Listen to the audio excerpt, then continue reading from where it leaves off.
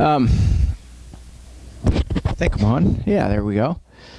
I watched this last week, Brene Brown's Netflix series.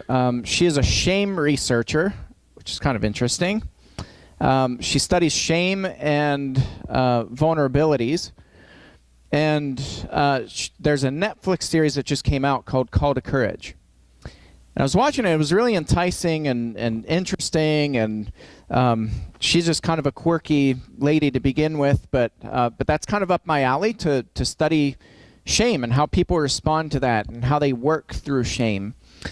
One of the things that she talks about is that vulnerability looks like this. If we're being vulnerable, it's about making leaps and taking steps in faith. And it's the way she describes it is stepping inside of the arena knowing that you're going to get beat up and that you're going to fail. And knowing that that's going to happen over and over and over. And it's about not playing it safe where you put one foot in front of the other and you take these little baby steps, but it's about taking these gigantic leaps and stepping out in faith and just trusting that you're going to get beat up, that you're going to fail, and that you're going to get back up and do it all over again. And as she's describing this, she said, what I don't have any interest in is listening to people for their advice on how I should be fighting within the arena when they're not willing to step inside the arena themselves and get their rear ends kicked. And I thought that was kind of interesting. And she was likening it to the comments that we read online. And she said, if you ever go to the comments section, people say the most mean, nasty, hateful things, and they have all this advice for you for what you should be doing different, what you should be doing or not be doing. And she said, and they're not in the arena getting beaten up. And she said, vulnerability allows us to go inside the arena and to let those words that come from those people just drop down to the ground because they don't matter. And I thought that's really an interesting perspective, and I think we can all relate to that. So this passage, count it all joy, my brothers, when you meet trials of various kinds. How many of us, and be honest, how many of us have had that person, right, who has everything going right for them in life? They sneeze and money comes out of their nose, right? Everywhere they turn, things just work for them. And when we're really struggling and suffering, those are the first people to come and offer us advice for how we make it through. How many people have that person, right? We've all had experiences like that. Question, how many of you take the advice from those people to heart and be like, oh my goodness, I'm so thankful that this person has given me advice on how I should piece my wrecked life back together, right? We gain credibility in helping others when we're inside the arena getting beat up. So James rather, I said Paul because we were reading Ephesians for class this morning. James is suffering. James is really suffering.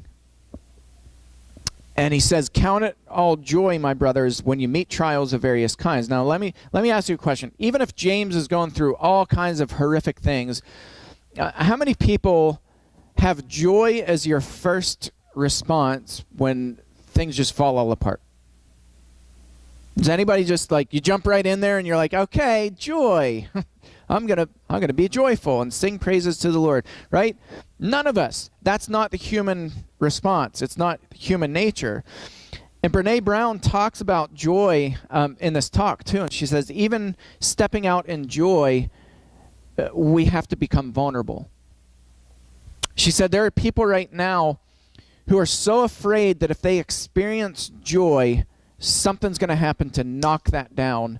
And they're going to be knocked flat, and life is just going to happen. And so there are people who don't become vulnerable enough to experience joy because it's safer to just live and let things fall apart than to be vulnerable and experience joy. It takes an incredible amount of vulnerability to experience joy in the midst of trials. And I think that's true. All of us who've experienced joy understand that. And she said there was one variable when she's done her research with tens of thousands of people. There's one variable that is always the same for people who experience joy in the midst of trials. She said it never changes. This is the one thing that is as concrete as time itself. That is that every single person who experiences joy in the midst of gratitude, or in the midst of trials, has gratitude. They're grateful. And that's a willful, intentional choice. It's not just that they're bubbly, naive people and, the world's blowing up around them and they're like, oh, isn't this wonderful? It's a willful, intentional, vulnerable decision to be grateful. And when people are grateful, that opens them up to be able to experience joy. And it's one of the hardest things in the world to do. So I'm going to walk through this scripture kind of slowly. Our theme this year is wisdom, and James talks about wisdom in this passage, and it's really powerful. What James is saying here is so, so powerful. Count it all joy, my brothers, when you meet trials of various kinds, for you know that the testing of your faith produces steadfastness. Okay, what is steadfastness? The word for this is really important. Okay, the word for steadfastness, it's two words put together in the Greek language, and the literal translation is to remain under. Hupo is the first part of that word. That means under. The second part, it means to remain under. Okay, and we talked about this in class a little bit this morning. How many people have heard, when you're facing all kinds of trials, people give all the unhelpful things, and they tell you things like, well, you just need to be strong for your family, right? How many have heard that? We've all heard that. You need to be strong for your family. Don't let them see that you're crying. Don't let your kids see you cry. Be strong for your family. How many people have heard, well, you just need to take the high road, right? You just need to rise above it. Rise above it all. Those are not helpful things, and they're not really that biblical. You see, the biblical concept is that in the midst of trials, we feel the weight of that. We feel it, we experience it, we acknowledge it, knowing that God acknowledges it, and God is in the foxhole with us. So when James says, count it all joy, my brothers, when you meet trials of various kinds, for you know that the testing of your faith produces steadfastness, the ability to remain under it, to remain under the trials. Sometimes we hear things like, well, I just need to go where the grass is greener. I need to find a different church or a different spouse or a different whatever it is. I just need to find something different where I can rise above it. I can get above it. And then we find out that the grass isn't greener on the other side, right? Like we've all experienced that. We've stepped out and we've tried to go where the grass is greener, and sometimes it isn't. What the sense of this word means is to remain under those trials. That's the steadfastness, because sometimes when bullets are flying over your head, trying to stand up and rise above it will get you killed. When there are trials going on in life and all kinds of spiritual warfare going on around us, when we try to stand up and be the brave, powerful, strong person, we're going to get pummeled, we're going to get killed, we're going to get mowed over, we're going to get knocked back down. And James says you can find joy and contentment and gratitude in the midst of trials, knowing that your faith is being tested, and that's producing the ability to stay in the foxhole, to stay underneath it, to stay where it's safe. And let steadfastness, remaining under it, have its full effect, that you may be perfect and complete. This is another thing that's really important. Both of these words mean complete, but it would sound too awkward. It's really redundant. Literally, this passage would read, and let steadfastness have its full effect, that you may be complete and complete. Well, that doesn't sound right, so they translate it as, how do they translate it in the ESV? Perfect and complete. Okay, that first word means complete, as in you know what the goal is. You know what the end is. Okay, you know what the end, you can find hope because you know what the end is. And you know where you're going and you know how you're going to get there. The other word means, literally, it's two words combined together, and it's only found twice in the Bible. And it means being whole by the will of God. Being whole by the will of God. So you know that you're being made whole, and the testing of your faith is willed by God. You're being made complete by the will of God, and that you lack nothing. How many of us really struggle with that? When you're in the midst of trials, when you're struggling, when all you see is just catastrophe around you, how many of us really struggle to see that somewhere, some way, God is willing us to be complete in the midst of that? Be honest. Most of us probably struggle with that.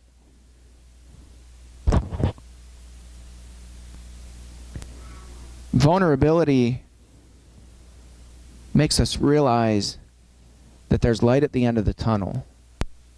That it's not about just removing, right? We want God to just remove it. Make us comfortable. Make us comfortable. Make us comfortable. Take it away. Take it away. Take it away.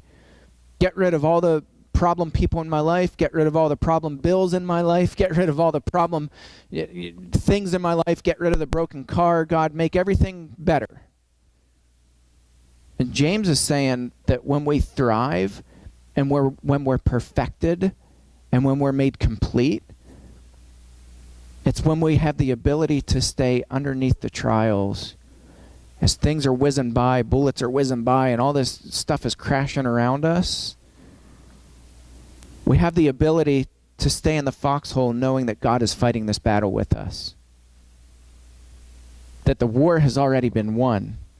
That's a powerful, powerful image that James has given us here. He wants us to be perfect and complete, lacking in nothing. What's the one thing that we do whenever we're struggling? We buy stuff, right? We want to go. I mean, we do this in our family. We're like, man, we've had a bad day. Let's go out to eat, right? We buy stuff because we're trying to fill up something that's a void in our life. James is saying, man, let this ability to remain under these trials have its full effect so that you can be perfect and complete, lacking nothing. What's that sound like? Gratitude, right? Gratitude. It's the one constant that all people who experience joy have always. That never changes. If any of you, and I think this is really important, if any of you lacks wisdom, let him ask God, who gives generously to all without reproach, and it will be given him. Why does James throw wisdom into this mix? I think James throws wisdom into this mix because in the midst of trials, we lose our ever-loving minds, right? Like, when life is beating us up, we lose the ability to make rational decisions. Because we get so caught up in the pain and the confusion of what's going on and what's burning down around us that we lose the ability to make wise decisions. And all of us have experienced this. Guys, I am the poster child for living in the midst of trials when things are falling apart and just making really bad decisions. We all experience this. And so James comes back and he says, when this stuff is all going on, if any of you lacks wisdom, you ask God for it. Why? I once was being coached. I had a coaching relationship with one of my former professors at the Harding Graduate School. This was recently. This was within the last year. And I was just explaining stuff to him and, just kind of casually explaining what's going on in ministry and in my life and in my home. And he just stops me and he goes, Jimmy, how are you doing? And I was like, should I find a couch and lay down? And he goes, no. He's like, what you're explaining is you have all these compounded traumas going on in your life right now. He's like, and I don't even think you realize it. He's like, you have all the telltale signs of burnout. I was like, wow.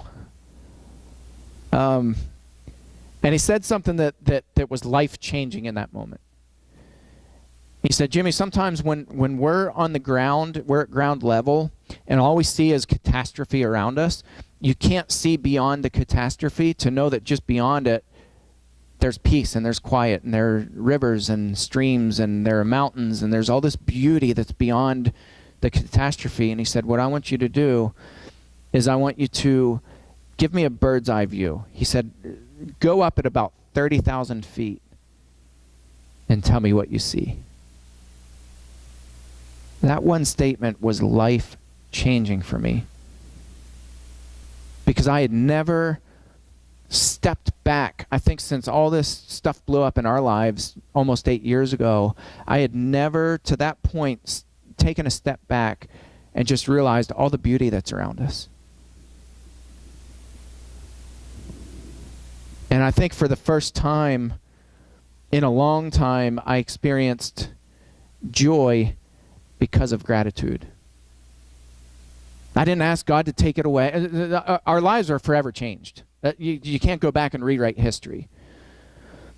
So I didn't ask God to take it all away and to make things better and to make our lives perfect and wonderful, and me and Natalie ride off into the sunset on horseback and things like that. Like I don't ask for that. I ask this prayer: God, give me wisdom to allow to see in the midst of trials.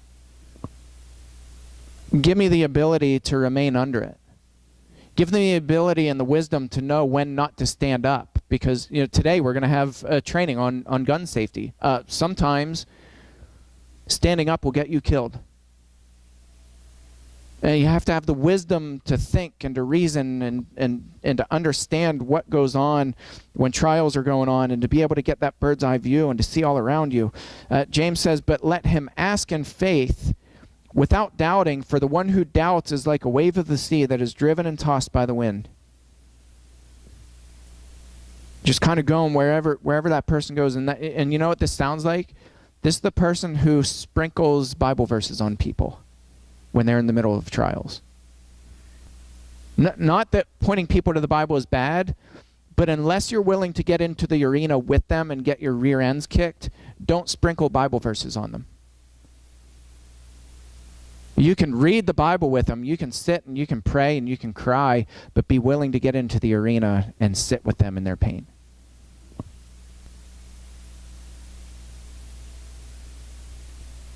Ask in faith. Don't doubt.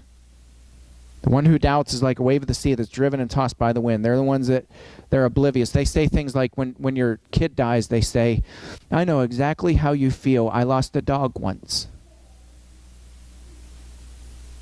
That's awful.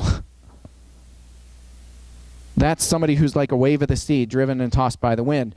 James says, ask for wisdom. Why? Because wisdom allows us to see fully and completely, and it allows us to see beyond the tragedy. And it allows us to hope again and to experience joy and to be complete and to stay under the trials. For that person must not suppose that he will receive anything from the Lord. There it is again, right? It's not, God, give me the good job, give me the good home, give me all these blessings. James says, no, when you're complete, you're content. When you're complete, you're grateful. You have gratitude. For that person must not suppose that he will receive anything from the Lord. He's a double-minded man, unstable in all his ways. I want to go on. I'm going to read the rest of these verses, and then we'll wrap up. James says, let the lowly brother boast in his exaltation, and the rich in his humiliation, because like a flower of the grass he will pass away. For the sun rises with its scorching heat and withers the grass. Its flower falls, and its beauty perishes.